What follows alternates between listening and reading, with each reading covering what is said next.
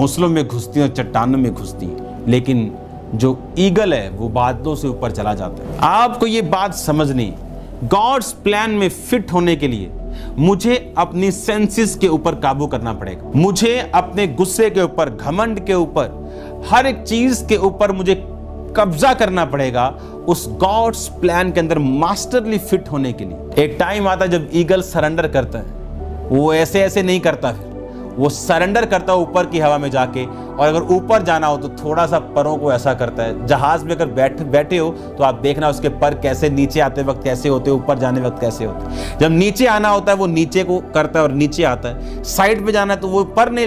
एक टाइम आपकी लाइफ में ऐसा आता है जब आप मास्टर प्लान में उसके घुस जाते हो बड़ी अच्छे रीति के साथ, तब आपकी लाइफ में वो टाइम आता है, वो समय आता है जब वो चीजें जो आम लोगों के लिए प्रेयर पॉइंट है, बड़े बड़े आपके लिए डेली वर्क है, जो लोगों के लिए बड़ी चीजें हैं वो आपके लिए रेगुलर हो जाएंगी। जो लोगों के लिए बड़ा प्रोजेक्ट है वो आपका डेली का खर्चा होगा। जो उनका लाइफ टाइम प्रोजेक्ट है वो आपका मंथली खर्चा होगा। जब आप सरेंडर करना सीख जाते हैं, याद रखो आपको काबू करना पड़ेगा, ये आसान नहीं। सेंसेस पे काबू करना पड़ेगा, इमोशंस पे काबू करना पड़ेगा, आपको फ्रस्ट्रेशन पे काबू करना पड़ेगा, धीरज और संयम और प्रेम, आनंद, शांति, धीरज, कृपा, भलाई, विश्वास, नम्रता, संयम, फलों के ऊपर कंसंट्रेट करना पड़ेगा।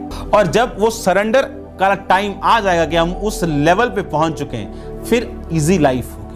हाँ, उसको खराब करना है तो आपकी अपनी विल है। फिर से पढ़ेंगे 12 की 1 को, जेनेसिस 12 उसकी 1 से 4 आयत को। साथ में आप हिंदी में पढ़ो, मैं आपके साथ पढ़ता हूं। यहोवा ने अब्राम से कहा, अपने देश, अपने कुटुंबी और अपने पिता के घर को छोड़ के उस देश में चला जा जो मैं तुझे दिखाऊंगा। फिर कुटुंबी क्या, लूत कौन था? उसका कुटुंबी था ना, उसका रिश्तेदार था ना, वो भतीजा था उसका। लेकिन इमोशनल अटैचमेंट, मैंने इसको सीखा है आंसुओं के साथ अपनी मसीही लाइफ के पहले, दूसरे और तीसरे साल में। आप जितने मर्जी इमोशनल होके बोलो, खुदावंद अगर इस बार मेरा वीजा ना आया मैं मर जाऊं, हो सकता है परमेश्वर जानबूझ के उसको रोक दे। जितने मिरेकल्स और खुदा के बड़े काम आपकी लाइफ में होंगे वो तब होंगे जब आपने फीलिंग्स के बाहर जीना सीख लिया। मैंने जितने रोजे रखे,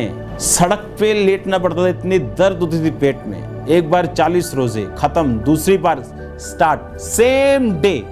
जिस दिन खत्म हुए एक दिन बाद फिर शुरू, जिस दिन दूसरी बार, तीसरी बार, चौथी बार, 5, 40 पूरा साल एक तरह से 40 कंटिन्यू डे रोजे, और बीच में उन्हीं रोजों के बीच में डे नाइट के रोजे। इमोशनल चीजों से फ्री होना आप मुझसे सीख सकते हो, लेकिन याद रखो जब तक हम काबू नहीं करेंगे हम उसके मास्टर प्लान में नहीं जा सकते। इसको टाइम लग सकता है पर आपको क्विट नहीं करना। और आप देखेंगे किस तरह से जब आप इन चीजों को सीख गए, इस इमोशनल डिस्टर्बेंस से बाहर जब आप आ गए, आप देखेंगे परमेश्वर के अजीब, अचंभे और बड़े काम किस तरह से आपकी जिंदगी में हो रहे हैं। आपको ये बात समझनी कि परमेश्वर इमोशनल नहीं। लूत के साथ इमोशनल रिश्ता अगर परमेश्वर के वचन के उस समय खिलाफ था तो उसको अपने इमोशंस नहीं, उसको वर्ड ऑफ गॉड को देखना था। याद रखो, परमेश्वर आपके अंगों को पकड़ने नहीं आएगा, आपकी आंखों को पकड़ने नहीं आएगा मत देख, आपके हाथों को पकड़ने नहीं आएगा कि मत शराब पी। आपको उसका कॉन्सिक्वेंस, आपको उसका रिजल्ट मालूम होना चाहिए। वो आप ही की लाइफ का रोड़ा, आप ही की तरक्की में एक बाधा, आप ही का दर्द और आप ही की इमोशनल पेन और एक झगड़े का कारण बनने वाला, और आप ही की पवित्रताई, आपकी जनरेशन, वो बच्चे जो पैदा हुए, जो होंगे, उनके लिए आशीष का कारण बनने वाली।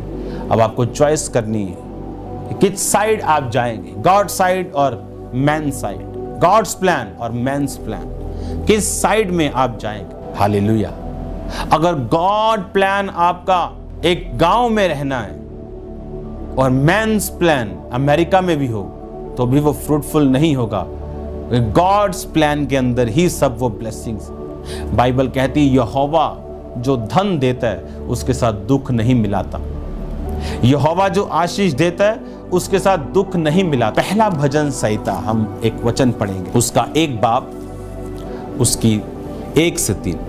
क्या ही धन्य है वह मनुष्य जो दुष्ट की योजना पर नहीं चलता और ना पापियों के मार्ग में खड़ा होता और ना ठट्ठा करने वालों की मंडली में बैठता है, परंतु वह तो यहोवा की व्यवस्था से प्रसन्न रहता और उसकी व्यवस्था पर रात दिन ध्यान करता रहता है। वह उस वृक्ष के समान है जो बहती पानी की धाराओं के किनारे लगाया गया है और अपनी ऋतु में फलता है और जिसके पत्ते कभी मुरझाते नहीं, और जो कुछ वह पुरुष करे वह सफल होता है। वो ठट्ठा करने वालों की मंडली में नहीं बैठता, पापियों के मार्ग में खड़ा नहीं होता, जो कुछ वह करे वो फलता है।